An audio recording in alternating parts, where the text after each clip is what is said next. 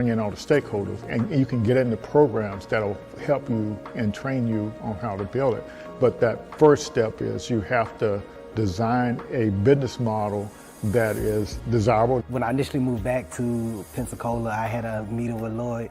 Lloyd invited me for breakfast, and I was telling him, man, I still have an idea for the entertainment industry. This is what I wanted to do. He was like, all right, I got Startup on the Blocks. So I need you to start coming to Startup on the Blocks and get a little more information on how to work through the tech ecosystem, and take your idea and we'll get you where you need to go.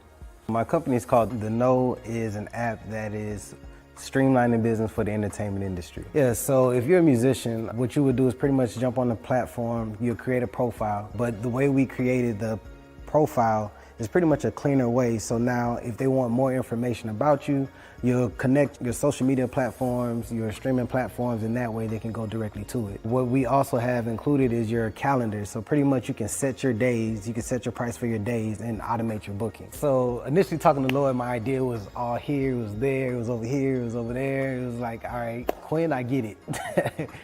You got a lot that you want to do, but we need you to bring it in just a little bit and then work on your pitch, your story, and how you're going to bring it full circle to get people to understand what you're trying to create. Most of the programs here wasn't inclusive, and so we said we'll focus on helping founders of color. We also start at the beginning of the thing, at the idea stage, whereas a lot of the programs you see here locally, they start after you're up, and that's not very efficient unless you have, if you don't have a lot of money, you can't recover from your mistakes.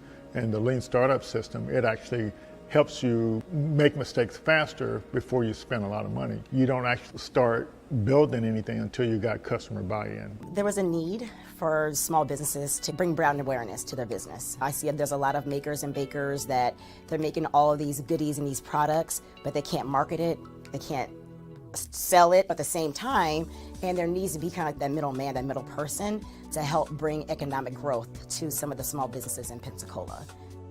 So Taste of Pensacola, I came up with that idea during the pandemic when I saw things at that time that Amazon couldn't fulfill. They didn't even have those products, but the local people in the community, they did. And so there was a ton of people coming out saying, hey, I make masks. I'm like, wow, this is amazing. All the local people here that are just as talented that can actually make those products. And so I wanted to kind of showcase who they were. So with Taste of Pensacola, our income streams, we have several of them. We have the corporate America. We do corporate gifting, just regular consumers, different Pensacola natives that don't live here that want to purchase our boxes, like a taste of weddings, distribution. So we also do bulk sales. So for a private airline, if they want some local snacks and goodies on their passenger flights, they will come to Taste of Pensacola and we will source their vendors here locally. And we'll give a small business owner an opportunity to have reoccurring monthly sales. I've always had a really big vision for Taste of Pensacola. I knew that it could go beyond just local. I know that maybe other communities could possibly use the same platform that I'm trying to build. And I always have these big visions, but I never know how to even get there. Where do I start? I know it's more than, there's a lot of technical things behind it. I know there's a lot of research, but that connection, I never had it until, thankfully, I met and was introduced to Startups on the Blocks and was able to just learn more about how to grow it in terms of data. Things I just never thought about, framework, words like traction. There's a lot of things that I just did not know about and language that I need to know in order to get funding for my business. There's just a lot that I didn't know. I would go to the stores and look online. They didn't have a wide variety of natural hair products about 8 years ago. And the ones that they did have, the ingredients, it would say that they were all natural. And when I would research the ingredients, a lot of the ingredients were not natural. I make everything, my shampoo, conditioner, I have an oil that I make, and I have 2 different separate butters. Like I had some people who were completely bald and grew their hair. It's about giving women their confidence back in their hair. I have this salon and then I have a second salon, and I have my products in about 5 beauty supply stores. So I need a manufacturer to keep up with the demand at this point. Startup on the Blocks has helped my business grow, send me to different people. I'm able to do different pitch competitions to apply for grants in the community for small businesses. Lloyd's a really good person to connect with. He has a lot of resources here in the community that can help small businesses grow. If you have a product out there and you're trying to go big time, he's the person that you would want to meet with. So it's really important to have some type of support because 9 times out of 10, most founders start out on their own. And to have somebody that has an idea of how the ecosystem works and is able to tap into other resources and bring back to the community, and that pretty much has encountered some of the roadblocks or going through the same roadblocks that we're currently going through and understands where you're at, your culture and how you respond to things, is a big help because you don't really have too many people that have access to what we have access to here in the community. And a lot of people believe that you have to leave and go to bigger cities to do the things that we're doing here. But I mean, it's one thing to have exposure, but you have to actually know it's here in the community in order to take advantage of the resources. So I get approached and I talk to friends all the time that wants to either start an idea or hear that I'm actually doing the app and wants to know more information about how are you doing it or what's the process, what's the path. I'm like, man, we have somebody here, Startup on the Blocks, Lloyd Richard. And Lloyd is here, he's a great resource to the community and to founders that's trying to learn the ecosystem. So join Startup on the Blocks. Welcome, everybody. Glad to be here tonight for another session of Startup Founder Best Practices. We're excited tonight. Still, we are expecting Crystal Berger to come on, but she hasn't showed up backstage yet, so hopefully she'll be backstage shortly. But looking forward to the conversation tonight. It's been pretty interesting doing these sessions each Thursday night for the past 5 years. And so, but it's always, I'm definitely looking forward for Crystal because she was on back in 2022, so what, 3 years ago. So we're looking forward to seeing her progress. But let's I'll share my screen and we can give a shout out to our sponsors. And they're the ones that make it happen. And so we're definitely excited about that. So yes, definitely looking forward to having Crystal on. But there she is. Hey, Crystal, how are you? Hi, Lloyd. How are you? All right. Yeah, I'm glad to have you on. Thank you for having me. Yeah, looking forward to the conversation. And I'll just take a minute or two here to kind of shout out to our sponsors and partners. And I guess you can see how this has expanded since 3 years ago. I can't believe it's been 3 years. Oh, goodness. Crazy. Yeah. I'm pretty sure your journey has been interesting. Yes. But yeah, so like I think probably because you were on back in 2022. And so I think that following year we partnered with the Blacks in Technology Foundation, and we worked over that 2023 with over 200 of their members all over the world. And back then they had about 30,000 members, and now they got about 40,000. So it's okay. Literally help us move forward. Introduced to startup science, and and so startup science is a platform that kind of helps founders, learning all the terms and back then it was just they had just the courses and a few perks. Yeah. Now it's got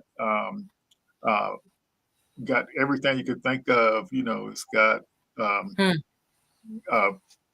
tools that help you find partners, tools that help you do market sizing. All of that is all done automatically for you. You don't have to go do stuff manually. They got. But you know what? That platform, even though it was manual, it was so helpful, especially as an early stage founder, right? Learning the terminologies and things like that. So for sure. Yeah. And so now it's expanded to where they got list of all the grants, events, pitch competitions, and all kinds of perks. And so it's like a one-stop shopping for what we need. So we're definitely excited to partner with them. And then just a couple of years, maybe longer, we partnered with Coda, and that's an application that 80% of the Fortune 100 companies use. And so I say that just to give people attention, But yeah, so it's a document platform and publishing platform, but it's a really neat concept, and they and Grammarly merged earlier this year. And so yeah, so it's an interesting concept. But the reason why they're popular, and like even with any startup founders application, you want to be able to integrate to other stuff. And so Coda allows you to integrate to every kind of application you can think of, all your enterprise applications, and bring the data in one place. So you don't have to be context switching to go all these different places, and you can bring the data in. So one-stop shopping for all your reports and even your apps. You can pull all the data in from your apps and everything and view it with that. Make Startup, we partnered with them last year. They got an interesting platform. So their platforms, when you fill out an application for a pitch contest or accelerator program or something, it scores your application automatically using AI and gives you feedback on how to improve your application score. And they also offer certifications. And so, and Pitch Bob, just imagine AI application that's helps you pull together all the documents you need as a startup. Your pitch, it develops all those initial documentation that you need just from you answering a few questions. So like your cap table and all of your projections and all that stuff. Okay. Yeah, Awesome. yeah. So, and they've been steadily expanding. They're out of Israel. We partnered with them a year or two ago, and of course, I think we had Lean Stack, or we're just starting. Yeah, when you got involved, and I guess Bike Innovation, Leaders of Florida. Remember that? Black Innovation Alliance. Have you kind of hooked up with them from a media standpoint? No, actually, I have not. Yeah. So they have a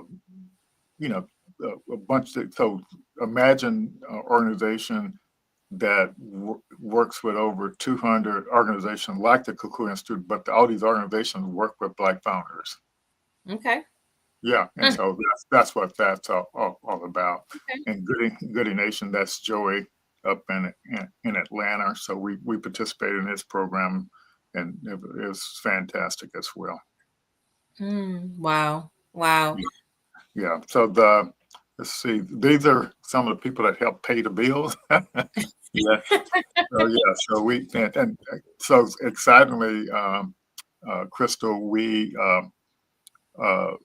back in 2024, we started the Black Founders Innovation Summit, and we had another one this year as well. We do that in April.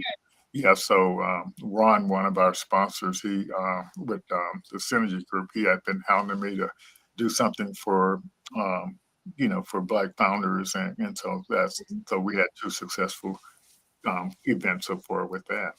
Yeah. In Florida. Yeah, in Florida. Yeah. So that's a total chance for people to come to Pensacola to the beach.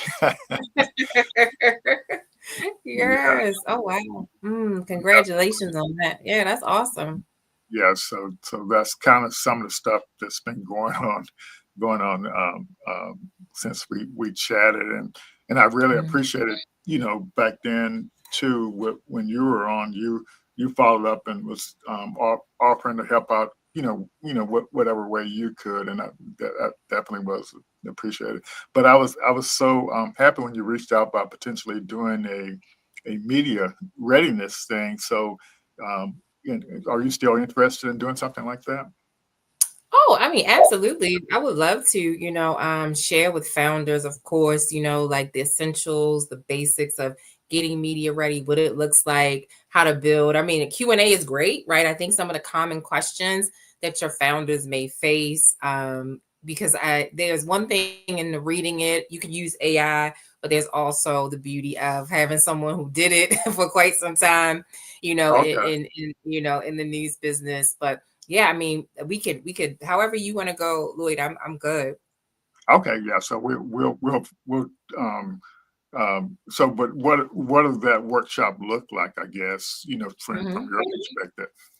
For sure. Well, one thing is that sometimes founders get pressed. So we hit it in three different pillars, right? Those who Okay, need to actually get ready, right? Like what are the okay, fundamental things you need in your toolkit to get ready for media appearances, right? And okay, then we actually utilize our solution, our new solution, Verify.ai, right? It's a vetting and verification solution that okay. vets talent for media readiness.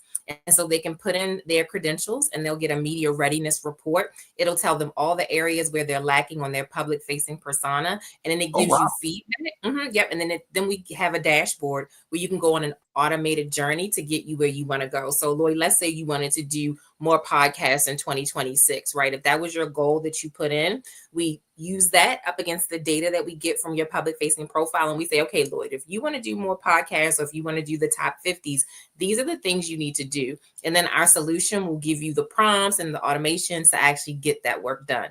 And every time you do one thing, you get a check off, and then we let you know when you're mobilized to get booked for media appearances. So you'll get access to Verify.ai. And then, of course, the other piece of it is a lot of founders, once they get press, you don't know how to capitalize on that press, right? Yeah, Like, what do I do after I get this podcast booking or this television booking? And so then we have a toolkit for founders to help you propel your actual press in any way that you want. So that's whether you're looking for SEO optimization, you want to rank higher in the AI overview, if you want to learn how to pitch, all those things in readiness for founders.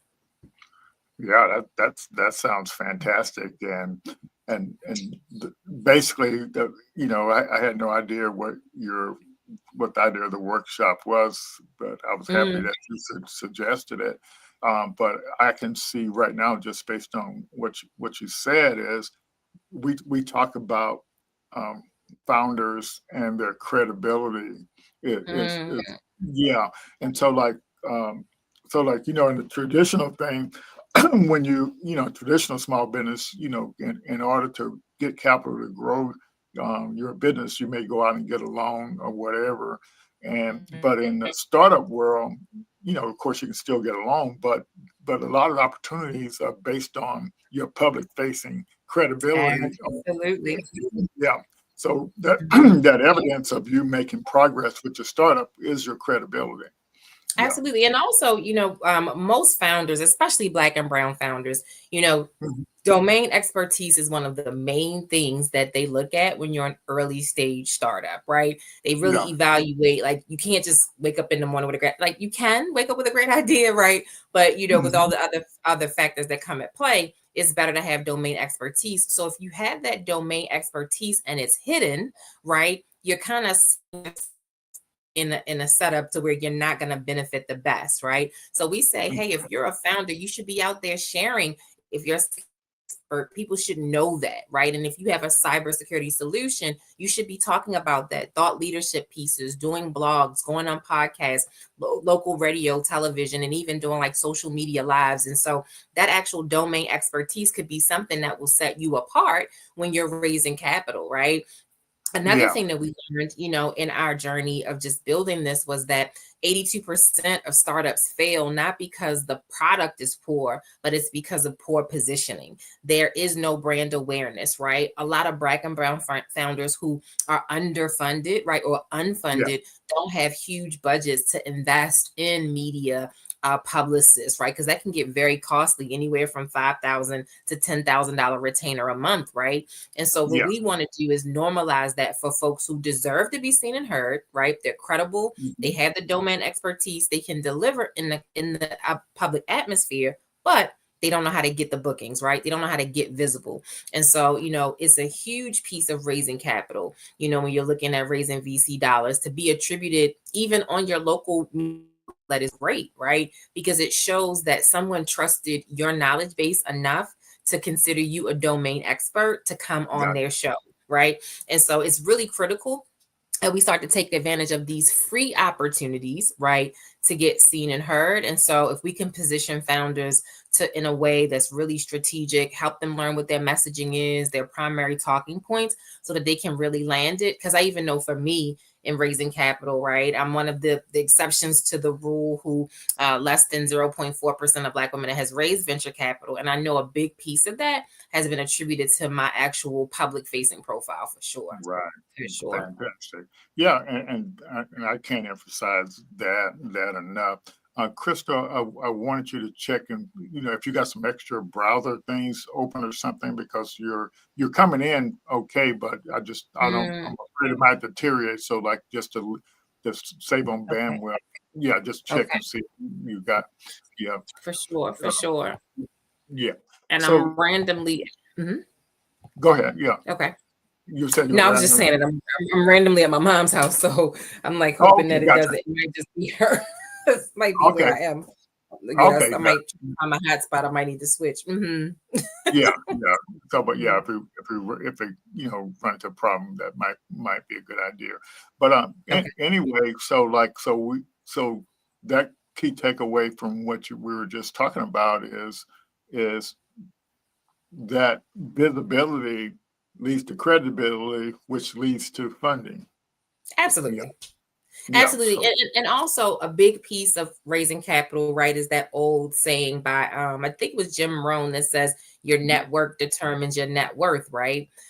A lot of times you will be able to build your network just off of your media visibility or your public facing presence, right? People see, Lloyd was featured here. He was mentioned in this publication. You don't know who's going to read these pieces or see them or listen to them and then Google you, right? A lot of folks don't know that, if folks who hear about a product in a podcast, they say they're 67% more likely to buy the product, because typically listeners to podcasts are very niche people, right? Like if you listen to a food podcast, like you're probably a foodie, right? And you're more likely to buy and convert. So people don't know, not only is it just raising capital, but even when it comes to the awareness around your products and services, it helps there, right? But it is critical to build that network. And many of us, right? I went to HBCU. I'm an HBCU girl, right? And a lot of times the network might not be as strong with those who actually have that discretionary capital to invest, right? And so you want to be able to expand your network outside of your immediate circle. And some of the best ways to do that is through the media, right? And opportunities of that, because you just never know where your message is going to land. And sometimes people take for granted podcasts and appearances that aren't like mainstream. Don't do that, right? People have tribes, right? People have authentic, organic audiences. And so if you can get on a podcast or even a live stream with the community and share your story, it can truly transform your business, because you just don't know. It could be 5 people, but truly have the link to that investor that you need to talk to, right? Or the link to that potential partner. And so the more visible that we are as Black founders, as brown founders, it's an advantage to us. It is a time investment, but it's worth it. Oh yeah. And that's why I tell the founders, you can't be an island to yourself. If you're building something and nobody knows you're building it, wow, you're really shooting yourself in the foot, And it's hard, right? It's hard. And I think that's where we kind of like the level set it, even at Ebo and Verify.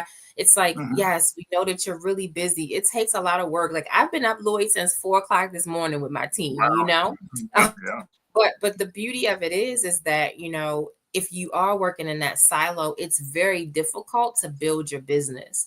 Some folks get lucky, but it's really, really rare. And we need to really own, and I would say make space in our day, right? Or in our month, even if you choose out of the 30 days in a month, 3 days that you're going to intentionally thing related to visibility, related to awareness, that could pay off. Consistency is key, but we have to make that space. And like you just said, Lloyd, not work in a silo, because if people have no clue that you're a founder, how are they going to find, find the work that you're out here? And also, how are you going to really reach your why? Right. I think that's one of the questions that we have when you first come into our portal is like, what's your goal? Why do you want to do this? Because the why, more oftentimes than not, will give you the extra energy to actually do the things that you might feel uncomfortable doing, or you might not feel like you have the time to do, like doing press and media appearances. Yeah, yeah, and so that's great. So let's kind of back up to 2022. Do you remember what's the status of your company? What your Ooh. situation was? Oh, a mess, Louis. It was a mess. Okay. Listen, and I'm thankful to you. I don't think you even know, like, you were such a gift because I did, I was just out here trying to figure it out, right? Yeah. Especially as a non-technical founder. Mhm. It was, I worked in the news business for a decade, so I knew my work. I knew that it was a need for a solution that was going to be automated, right, and to streamline some workflows, but I had Mhm. no clue of how to build. So to answer your question, I was like on an island. Like, what was that movie that Tom Hanks was in? I forgot what it's called, but he had the soccer ball. But Yes. just like on this island by myself. And I can say, to answer your question, I was really looking for community, like Yeah. community building, because I had worked in corporate America for 10 years and nobody at my Mhm. job was like an innovator, right? We just went to Right. work. And so I didn't Yeah. have that community there. And undergrad, I was an English major, so I didn't have a community of, even like, I wasn't in the business major, or I wasn't in technology or the sciences, and so I didn't really have anywhere to kind of know where to go or to start. And so for me in 2022, I was searching for a community of people Yeah. who had done the work, for sure, for sure. Yeah. Yeah. Yeah. Because like you're on this journey and you don't know, all about what's required in this journey. Mhm, And that's kind of what I like about the lean stack thing. It sort of tells you what's your next milestone you need to reach. And then yeah. like the startup science thing, it sort of goes to the operational level, which phase your business is in and doing the right thing Mhm, at the right time. Because what it's saying is if you in this one phase and you're trying to do something that's three phases ahead, you're doing the wrong thing. you're doing the wrong thing. Right. Yeah, And you could be setting yourself up for failure, right? yeah, Like not exactly right. having that process or knowing like the steps to take. It doesn't mean, Yeah, because I think this is where a lot of founders who don't have like community or don't come from yeah, certain spaces, um, you it doesn't mean that your idea is bad. It doesn't mean that no, even your product is absolutely bad. not. But if you're skipping steps, right, you're so vulnerable, Yeah, right? And that part I can say, when I met you and you put me on Lean Stack, and I remember like just Googling every single word, like, what is my value proposition? I was like, what is that? yeah, And yeah, really being able to understand those things, and seeing now, 3 years later, which I can't believe it, how much, everything is like a building block, right? yeah, yeah. And Mhm, even with that platform, and I mean, look, guys, I'm not getting paid to say this, just so y'all know. But mhm. even with that platform, the way that it was structured, it had you these small boxes in that one. What was it called? The where you put everything on the one mm, I The want to link, call it. It's which Lean Stack, but it has this one page where you put everything on it. What is it called? that link Um, canvas or the traction roadmap or the Yes, I think op- it's the traction roadmap. I think that's what it was, right? And you put okay. everything on this one page, but it's like these small blocks. And so it's like, well, Yeah. I can't fit all of my stuff on there. But if you can't Oh yeah. fit So you're talking about the link canvas. So like, the and lean that's canvas, yeah, that's yeah, it. yeah. And Yes. so yeah, so believe it or not, that I'm glad you brought that up because you're putting all this information on there, but you're supposed to take 20 minutes to fill it out the first time. But Hmm. and people take hours, but that's you're Yes. doing the wrong thing. When it says take 20 minutes, that means there's no long dissertation needed. They, correct. But that was beautiful for me, because now, mind you, I was an English major, so all I did was dissertations, right? And Yeah, writing long stories, yeah, and so, the beauty of it was, though, even that, being able to consolidate all yeah. of your Get it thoughts, out of all your of your, head. Yeah, yeah, and get yeah, it in a way that is consumable, right, to yeah, other people, is yeah. critical, and That's so, exactly right. yeah, that was really powerful. And I think that tool, I still like, it's funny, I had my product manager use it, when she was ideating like another Yeah. product that we're looking to build. And she's like, I can't put everything. I was like, yes, you can. You can put everything on, Yeah, and so, but that brings up another point you may not realize. That is the purpose of the lean stack is to test out ideas. So back then, Mm. yeah, Wow. and so just so you know, I'll run through this just so you get an idea of what the deal is. And this is actually coming out with a new version of this. Just got a briefing on that today.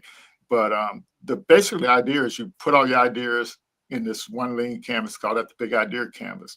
And Mm-hmm. then the next thing you do is you create a lean canvas for each of your customer segments. So, and they call Okay. that variants. And so what you have is you go from one big idea canvas to up to 5 separate canvases, and for each of your different customer segments or Wow. variants of your product. And Okay. so then you, once you get that, then you stress test each Hmm. of those customer segments or those variants based Mm. on the why now elevator pitch. And so you're doing, so it's a little template for a pitch, and you pitch to that customer segment. You don't go out and actually physically pitch to them, but you create the pitch for it, and for that customer segment, then you think in your mind, is that something this particular customer segment is going to be interested in? So Mm. then you kind of maybe eliminate one or two of the customer segments. Then you go to the traction roadmap. Now, the traction roadmap is one thing you might be interested in now, and you can still use that same login to get to that traction roadmap. So the traction Okay. roadmap, you set your where you want your business to be 3 years from now on an annual recurring revenue basis. So let's say you had $1 million a year now, but you want to go to 5 million in 3 years or 10 million in 3 years. Mm-hmm. So you put that goal in there, and then Mm. there's 6 other metrics that you use, but then Okay. it prints out a customer factory for how you get people into your customer factory, and then it Okay. prints out a traction roadmap to show you all the milestones you're growing at a 10x rate, and then it prints out below that, it prints out like a spreadsheet Mm-hmm. that's for each month for the 36 months to reach your goal, and it tells you what you have to do each month to get people in your Oh, sales. I'm Yeah, already sold. Well, let me log in because Louis, yeah, I'm yeah, serious. Let me yeah, log in because that's amazing. yeah. But you Okay. use that to test the viability of your Mm-hmm. pricing model. So you use your pricing model and your metrics, and all the metrics are standard. So the only big variable is your goal that you want to reach. They call it minimum success criteria, and then your Okay. pricing model. And so that tells you if your pricing thing is viable. So you don't spend Mm. years working on a pricing model that's Oh not my. viable. And isn't that crazy though? Like even that, Lloyd, like people don't know like how much time you spend trying to figure out how to price this, right? Yeah, yeah, Especially if you are, automating something that used to be yeah, manual, right? And so it could be yeah, something that's extremely costly on the service side. And you say, okay, well, how do I quantify the value and yeah, still make it affordable because it's being done through yeah. automation? And that takes work. Yeah, and so this particular is called the traction roadmap. But you get all three of Mhm. those things. But you in the beginning you use that instead of a financial forecast. You use that, but what's powerful about it is telling you can show your investors or your stakeholders the goal where you're going to be a year from now, another year, and you can then from the printout if I Mhm. got to get 100 people in my funnel per month, or if I got to get Okay.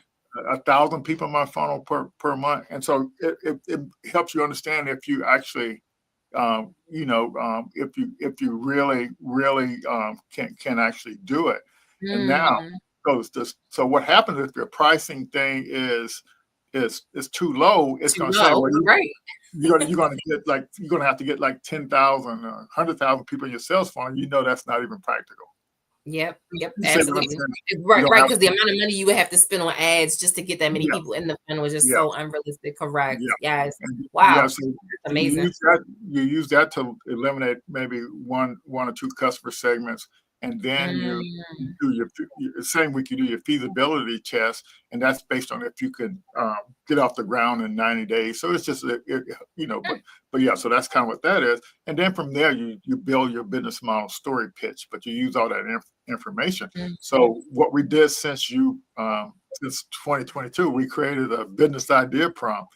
You fill in what your business idea in the industry, and it generates all this information for you. Oh wow. Oh wow. Well, I mean, listen, Lloyd, when I met you, I was like, you're one of the greatest innovators. Like you've been doing this before. It was like literally, I mean, and I know you've seen that, like, I feel like I want to interview you honestly, because the Yeah. evolution of AI and where it Yeah. is today and how it's Yeah. changed so much, right? Yeah.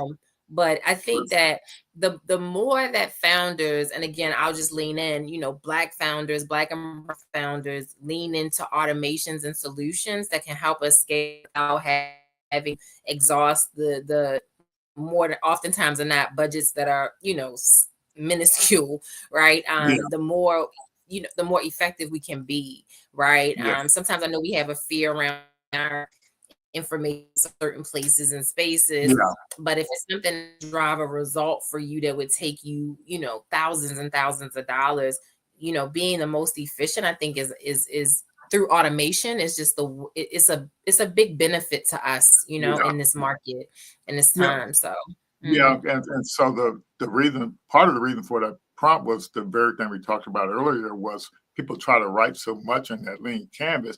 And so by doing the prompt, it shows you how to write things so other people can understand it. And that's what the key is there. And then just this week, or was it last week, I created a prompt that you can take the printout from your traction roadmap, which has a customer factory, the traction roadmap graph, and the spreadsheet, and then the prompt will evaluate your traction roadmap and give you a report on how viable it is. Oh wow. You see what I'm saying? And tell Absolutely. you what, yeah, tell you what to do, because it's kind of hard to understand because it's got all this marketing stuff in there, but you don't even understand what's going on. And so, but it's just to help the founders move through, because it is a lot of information, and it's challenging, but just kind of getting to the bottom of that kind of stuff. But you're exactly right. Like when you get all the stuff out of your head and on the one sheet of paper. But believe it or not, I've started on this thing of telling you that it's stress testing. So if you look at what happened, and then right now this month we started our launch program. It's a 90-day program where you actually learn how to sell. You validate the demand for your product or service, and you learn how to do that. But at the end of that, you end up, and when you go into that product market fit, you have one customer segment that you're focused on. So it's just so you start off focusing on one, so you can get to that product market fit, and that's kind of what the idea is. So, but it's the lean stack is just a way to test any new idea you have. That's all. That's what it's for.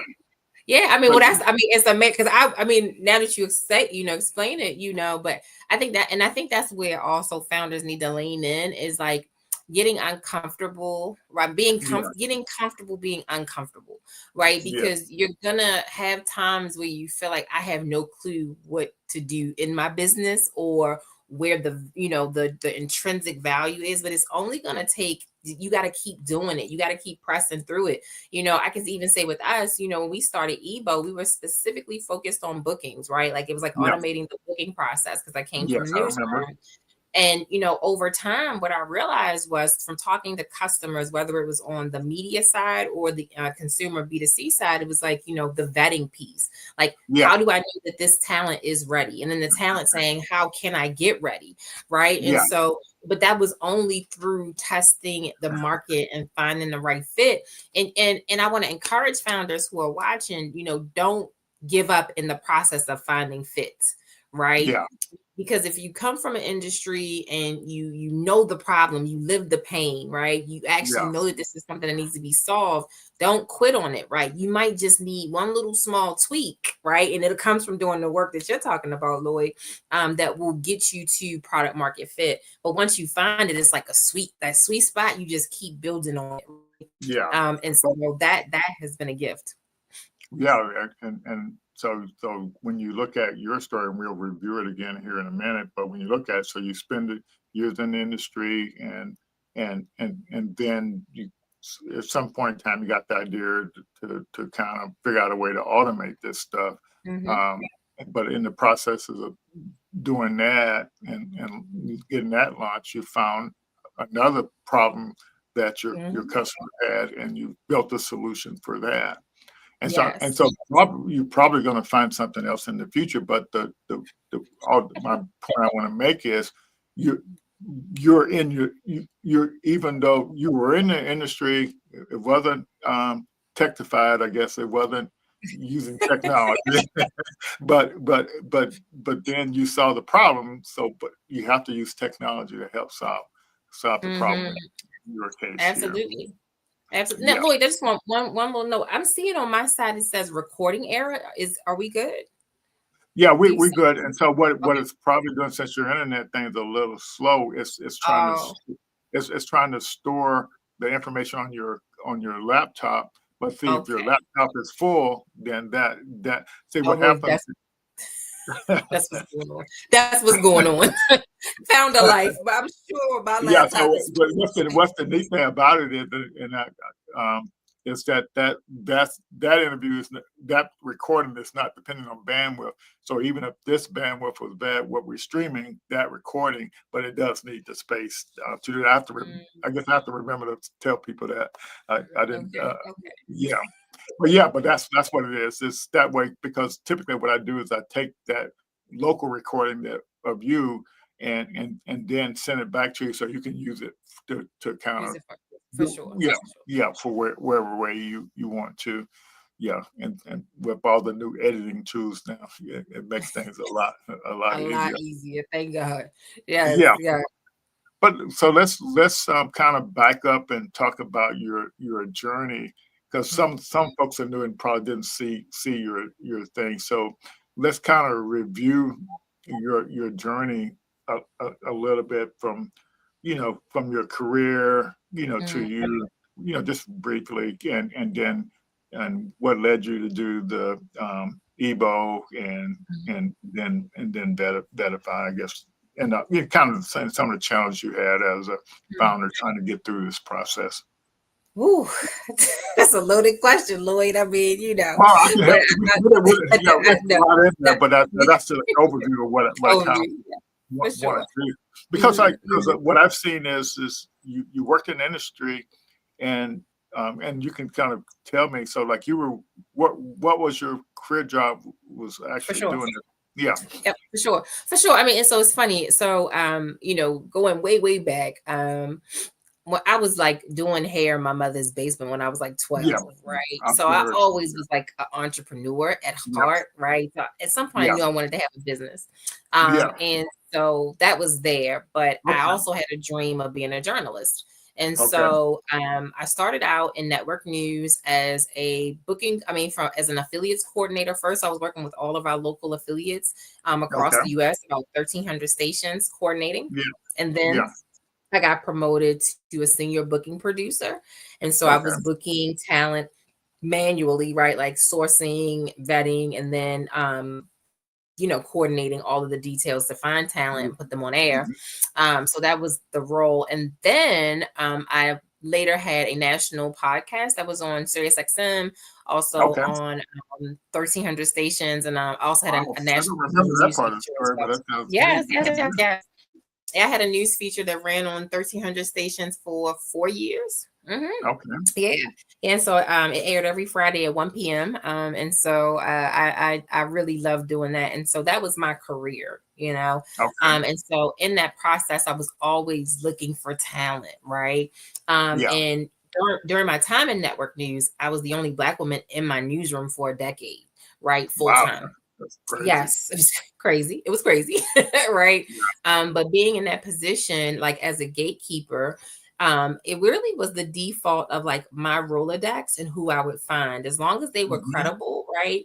I could take any talent to my senior editor and say, hey, this person should talk about, national security. This person should talk about, tsunamis, whatever it was. but that process was long. It was overcomplicated. It could take days and weeks to do the work.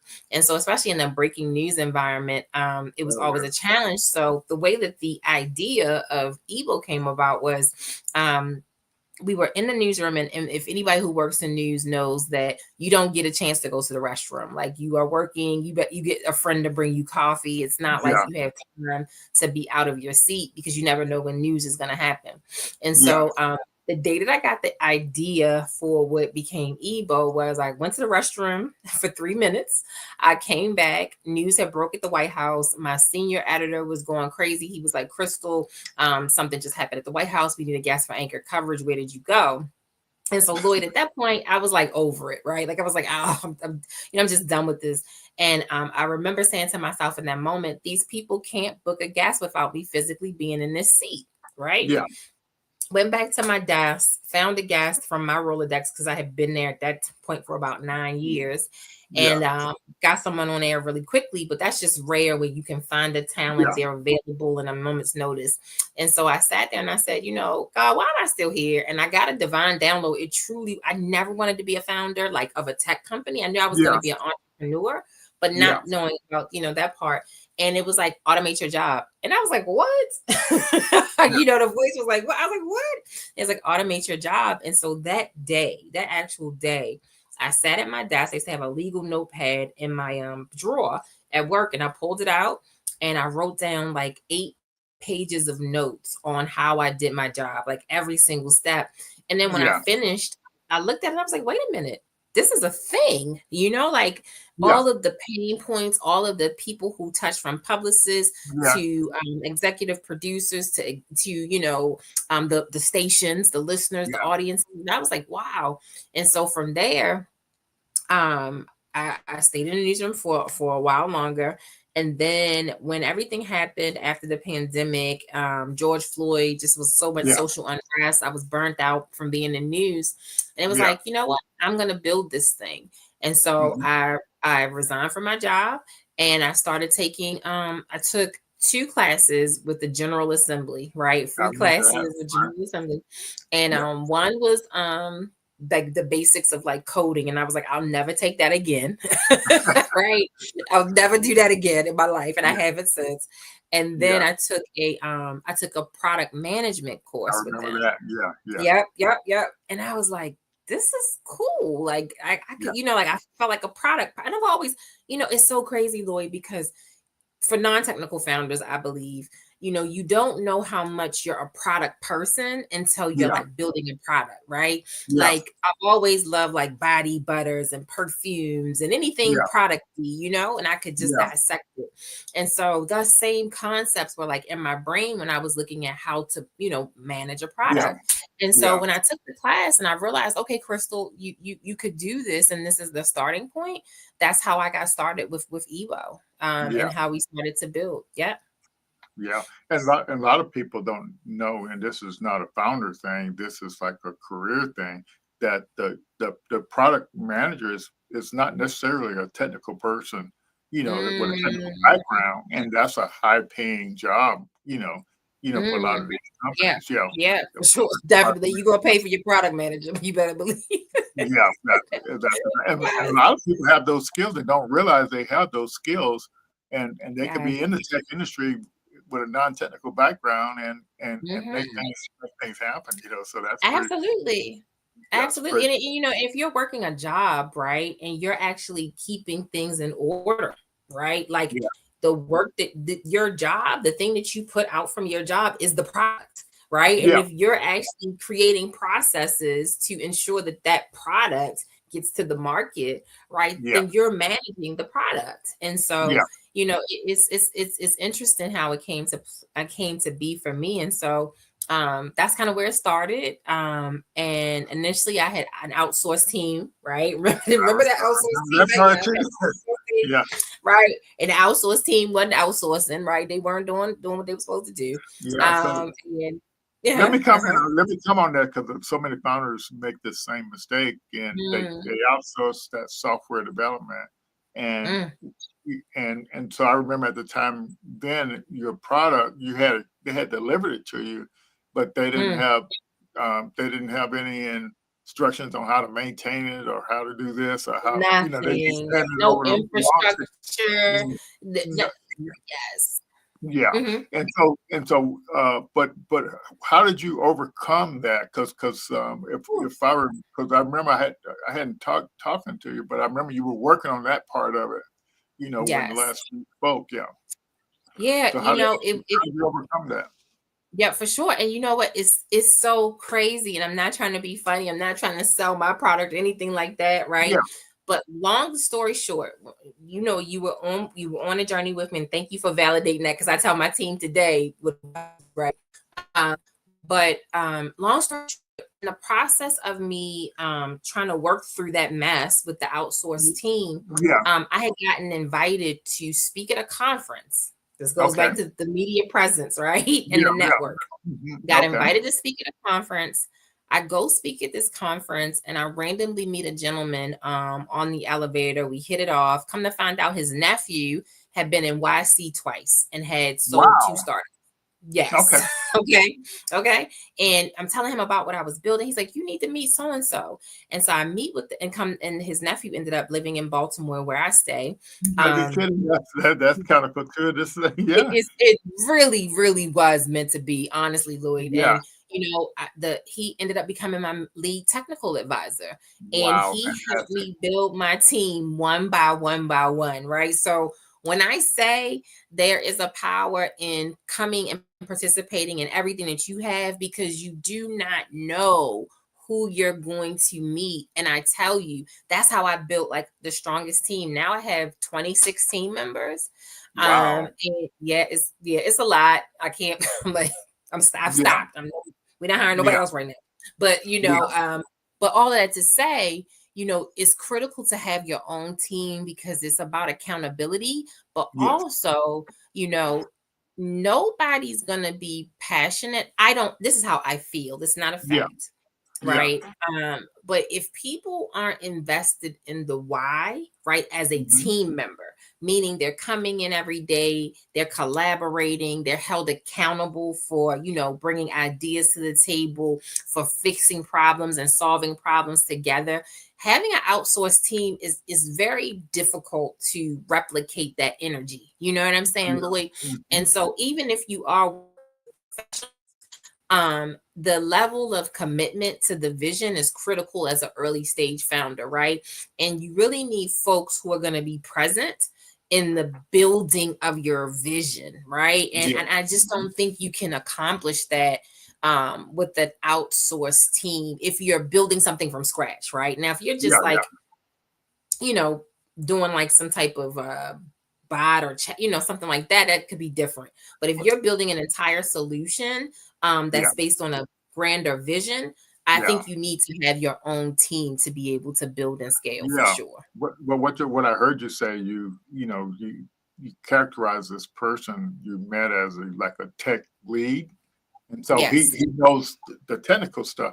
And so a lot of people go out and hire people without getting advice from a technical person that knows Mm, what's required, and that's the mistake absolutely. most founders make. And is Absolutely. they go out and have somebody build something for them. They don't Mm-hmm. get the technical advice to know what's required to build something great. Yeah, Yes. And another thing I want to say, Lloyd, on that is, founders, don't be intimidated to do due diligence, right? As founders, we it's your vision, right? You yeah, have the permission to ask 1,000 questions. And if you are working with a technical lead, or if you meet a company that says they can build something for you, and then you can't ask them questions, that's a problem. Like you have to really feel comfortable, like asking as much mhm, as you can, because these people are going to be on a very long journey with you as well. And the more you pry, the more you can see who is not necessarily technical, right? Right. mhm, Even, it's a lot of things in that. But yes, one of the greatest gifts was me like relinquishing my control, right? And saying, okay, I have someone who is an expert in this, right? yes, yeah, And I mhm, trust their authority to be able to guide me, right? And so a mhm, lot of founders need to actually free themselves by giving themselves permission to bring in the subject matter expert that will be able to guide them on the journey. It's invaluable for sure, for sure. Yeah. Yeah. So the next step in the journey, I'm not really sure, but did you do pitch competitions, or did you do accelerator programs to raise money? So how did you get the money to kind of move forward? So, well, I did work in I don't advise this. Let me just say this, right? I do not advise this, Lloyd. Okay. I used my own money at first. Yeah, I remember that part of it. Yeah, Yeah, correct. because Yes, used all your money. You had used I- all your money by the time we met. yes, I was clear. I was like, Lloyd, now look, I got a little bit of money left, but it ain't, So, Yeah. I started off with my own money. And the reason I did that was because the VC landscape, right? Because I came from network news, a lot of my contacts were in like seed round, Series A, right? Yeah. So people were putting me in touch with the wrong type of investor. They weren't Yeah, putting me in touch with the early stage Yeah. investor. So I was getting a lot of rejection and I was getting very discouraged. And so I said, you know what? I have my own money in the bank. I'm just going to use my own money. Right. Then from there, after using up my money, I just started to network. The network piece of it, like you said, if nobody knows that you're building, or if nobody knows that you're a founder, they can't help you, right? And that is a big piece of raising capital. That's a big piece of bringing innovation to life. And so once I started telling people, listen, I need money, right? And I deserve money, right, to build this innovation. And it literally came from someone in my network. They were at Venture for America. She called me one day and said, Crystal, how can I help you? What do you need? And I said, I need cash. I need the cash to build this. And so she put me in touch with a gentleman who ran like an angel network. Yeah. And he said, listen, I know this guy who I think would love you. Put you in touch with him. The minute I got my first angel, because of his credibility alone in the VC landscape and him being first in, it opened up other dollars. And I ultimately got funded by a state fund in Maryland, TEDCO. They came in as my primary VC, in their social impact fund, right? And so I would encourage founders, again, Black and brown founders, look for your social impact funds that may be government funded funds. It may sound crazy, but they have like millions and billions of dollars that they get from the state that are investing. They deploy to different funds across the region. Reach out to those because they have the commitment to investing in startups that will actually bring revenue into the economy, right? And so that's a great place for a lot of Black and brown founders to start. And so that's how I ended up starting to raise capital. I'm raising another round now. I'm raising another round now. A $2.5 million round now, which is, I'm very early in the raise, but I have some really great leads. But we have got to get comfortable being uncomfortable, meaning talking to people who you feel like you would have never talked to before, really going out on a limb and being okay with knowing and having conviction around, I know that this thing will win, and sharing it, right? One with that whole fearful piece of, I can't share my idea with someone because they might steal it. Listen, if they steal it, they steal it, right? There's nothing, they were going to steal it anyway. You know what I'm saying, Lloyd? But what in your case, and this is what I tell people, your background makes the difference in what you're doing, and you're better. I hadn't heard about that until we could reconnect it, but that's based on insights you got from your customers. Customers and my mental scorecard, right? If anybody could vet and verify talent, it's me. I did it for 10 years, right? I booked over 140,000 talent in my career in news, and so nobody can duplicate you, right? And again, the earliest innovation funding comes because they're investing as you as in a founder. They're investing in your idea, but they have to believe that this founder can bring the product over the line, right? So they're investing. Correct.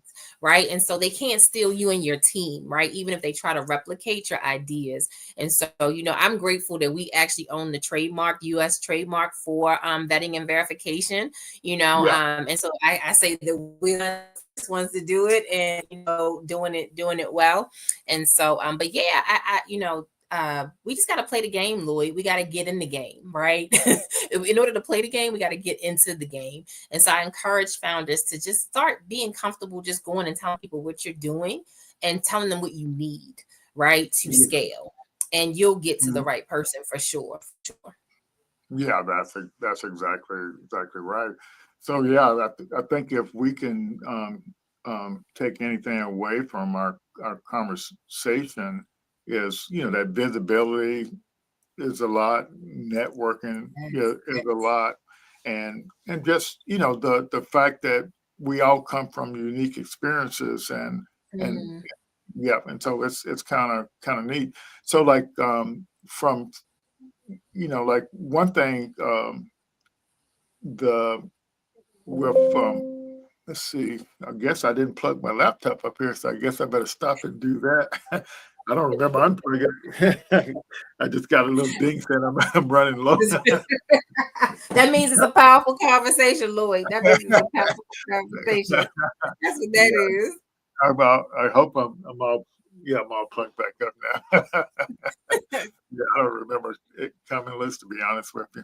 But yeah, I lost my train of thought now. But the bottom line is there's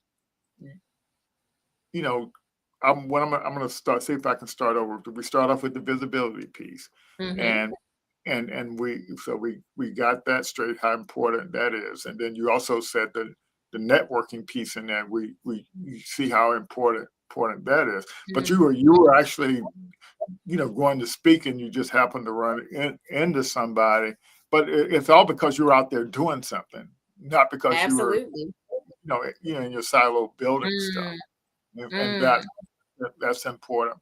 And so I guess now you say you're getting ready to do this raise, and so, but it sounds like the key thing for you is it sounds like you got your team together, and now there's no doubt whether you got the capacity to build whatever you say you're going to build. For sure. Because I think this team is critical. And now also, one thing that I had to commit myself to, Lloyd, because at first I was really resisting learning about tech. Like I told you, I took that one coding class and I was like, I'm done, right?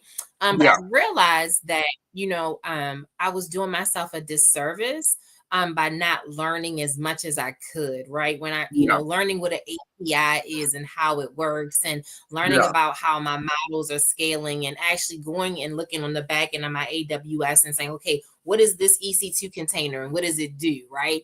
And having that kind of understanding, even if it's a surface level, it gives you an advantage because you can actually have strategic conversations with your team as they build, right?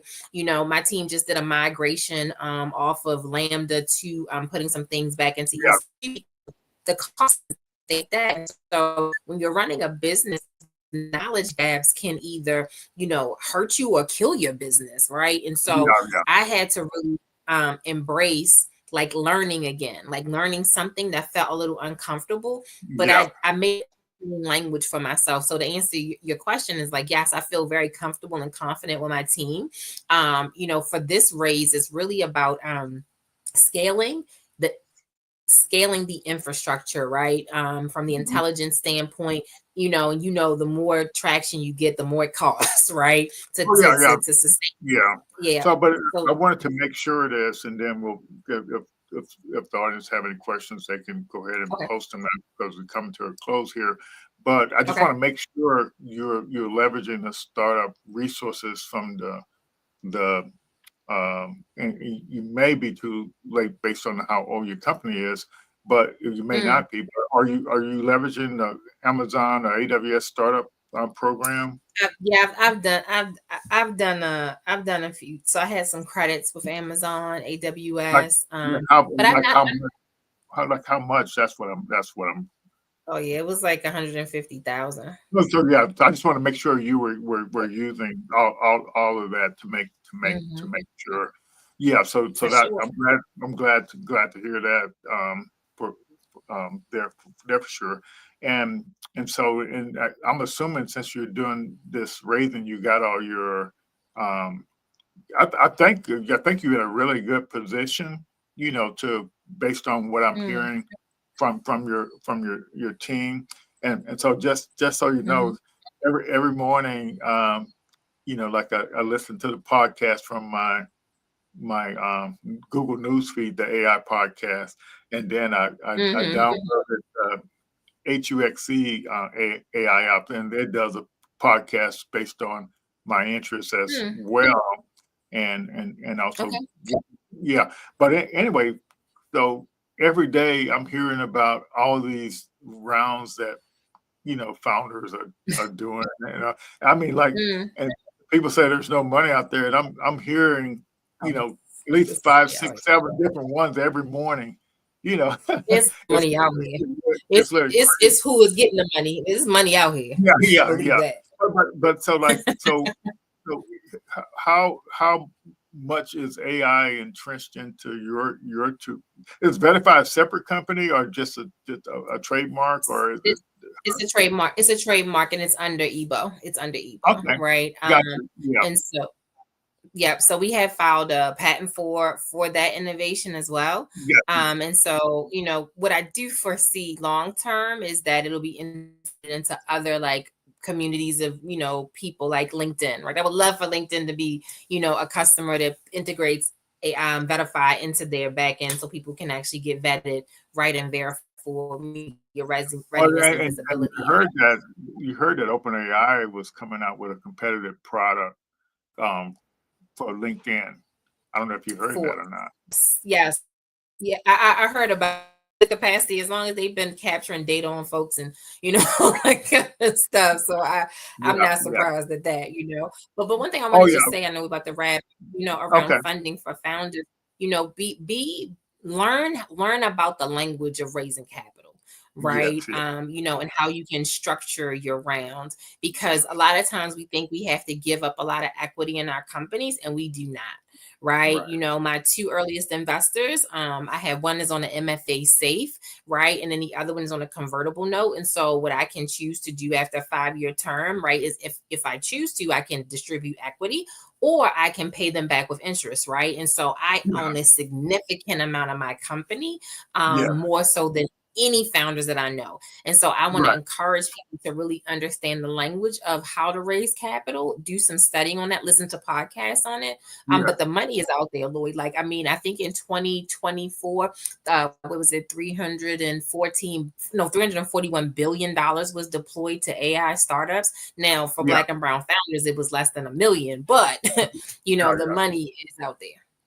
But but I guess what I was getting to. So you know how entrenched is uh, Ebo leveraging AI? I guess in the product or service. I guess that's what I was asking. Yeah, yeah, for sure. So we built our own models, right? Yeah. Which is pretty costly. And so I would say maybe about 30% of our solution is artificial intelligence, right? Gotcha. From Gotcha. we do some sentiment analysis, we do recommendations and things like that. So it's a mixture between, back end coding, right? And Yeah. also AI. But it's enough. It's enough to Yeah. keep us competitive, right? To keep us Yeah. competitive. Yeah, Right, for sure. and For that, sure. and yeah, and just yeah. So, but yeah, so but and so but I guess the reason why I was asking the question is if you Mhm. categorize your product as a AI Mhm. product, then you people can kind of pay attention to you as a AI startup. You know, Absolutely. And yeah, fund you accordingly. yeah, You know what I'm saying, Lloyd? That's the truth, right? yeah. That's Yes. exactly. I mean, because a lot of these solutions that you get on, like they're okay, but a lot of the AI, their models are still very wonky, you know, they're still being trained, you know, it's a lot of iterations happening. And so, you know, it's still opportunities for us to be in this space and to scale well, right? And automate as much as, and really get in it, you know. And I never would have thought, first off, I would never would have thought I'd be a technology founder, right? But then also to say that my technology is an AI software, which it is classified as, you know, it's crazy. Yeah, but it's fun and I'm learning a lot. And I guess that's another takeaway from you as a founder and non-tech founder. And that's what I try to tell people. People automatically count themselves out of the startup world because they're non-tech. But I said, if you want to grow your company, it's going to take technology to do it. And so, so they won't even participate in the startup world because they think they're non-technical. But you know, that's the biggest mistake I see founders making. If you got an idea, you can leverage technology to build it, and so that's kind of. And I just want to throw that out there because I think people are losing out and not participating in all these opportunities because they think they're non-tech. Absolutely. You just gotta find, like you said, you just gotta find the right people. Once you find your people, right, you can build anything, right? If you can manage people, you can build anything, right? If you can motivate people, you can build anything, and that's kind of where I sit. Yeah, and that's really what that lean stack, that business model design is. So once you learn how to pitch what your idea is, and you got a business model on how it's going to grow and make money, that's the thing that allows you to bring your team on. Absolutely. If you can't convince them you can make any money, they're not coming. They're not coming. Yeah, and that's why you learn how to do that. But did we miss anything about your journey or anything? Or I think the only other part of it is that you know, I would just say to the audience, don't forget to have fun. I know it sounds corny, because it can get so right, it can get so crazy, and you can lose sight of, like, you know, your why, and you can get discouraged, like even in raising capital, like I mentioned to you initially, right? I wasn't having fun with it. And when I have a girlfriend, she actually made history in the amount of capital that she's been able to raise as an Afro Latina, I think over 30 million, right? And I asked her, I said, how do you raise so much money? And she said, girl, I don't take this seriously. She's like, I just go and have fun with it, you know? And that changed it for me, right? Like the day that I started to get frustrated with my team as we were building, I had to step back and say, Crystal, this is not the energy you want in your business, right? So if you're building and it's not really kind of looking the way you want it to look, then just try to figure out ways to have fun with it again, and like creating something that doesn't exist or building a new feature, right? Because that's what will get you over the hump. Because, you know, a lot of the things we hear in the rhetoric can sometimes also discourage you on this journey. And so I think that's one of the main things I found myself having to get back out here. And that's when I reached out to you, right? Because folks were coming to me and saying, Crystal, you know, I haven't seen you in a while. You haven't done any lives. You haven't been out there. And it was because I was like in the weeds, you know, in the trenches.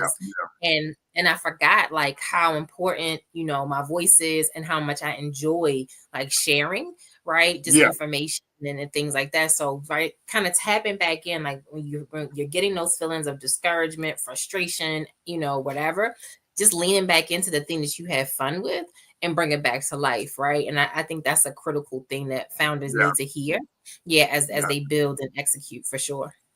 Gotcha. So I'm happy about everything. So glad you were able to get back on. So one last kind of thing is, so this workshop you're talking about, this, you know, getting ready for press or visibility or whatever. How long is that workshop typically? So it's about an hour and 30 minutes. We give pre-work and we give after work, right? And also what we're about to start doing, my team and I, Lloyd, we're going to be doing Tech Tuesdays, where we're going to be doing demos live on LinkedIn at noon on Tuesdays, noon Eastern. And so folks can join those, and we'll do them people can sign up for the demos, and then we'll also talk more about the workshops from there, because essentially the workshop supplements the product Verify.ai, right? Okay, And so good. as you're taking you're going on your media readiness journey, we're giving solutions, tips, tools, and like a community to actually help you execute that. So you can look on my LinkedIn, like I know you've posted me there, and then also we'll have more on the Tech Tuesdays, where they can actually come and participate in the demos and also learn more about the media readiness workshops. Yeah, media readiness. Okay, all right. So that gives me a better idea, and so we'll chat a little bit about that later. And so next week we instead of our traditional event, we're going to have a demo day for our cohort 6 of our flight program. So believe it or not, just throw this out there for you, Krista. So we've been doing this thing every Thursday night since 2020, August of 2020. We missed one event in the whole 5 years, so we well over 250 things, and yeah, and so yeah, and so, but it's, I think you one of the first to come back and kind of shared your progress over over the years. So I really appreciate that for sure. Just wanted to let you know that. Thank you. No, Lloyd, and thank you for being who you are. I don't think you know how, I mean, I know your work has impact, but like you were one of the first people on my journey, and it was just inspiring to meet you and just all the support that you just continued to pour into me. So I definitely want to say thank you for having me back, You're welcome. and You're being, welcome. a key pillar, a piece of that beat start that it was priceless. So thank you so much for sure. All right. For sure. Yeah. Well, you take care, and I guess if your computer didn't have enough space, I don't think there's no solution for that.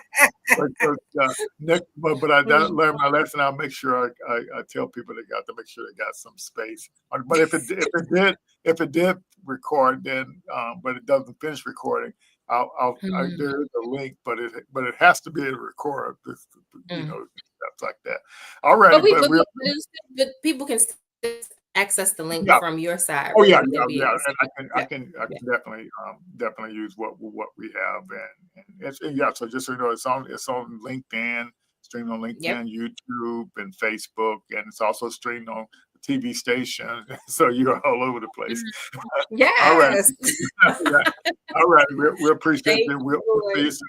All right, bye bye. See you soon. Thank you. Thanks, everyone. All right, bye bye.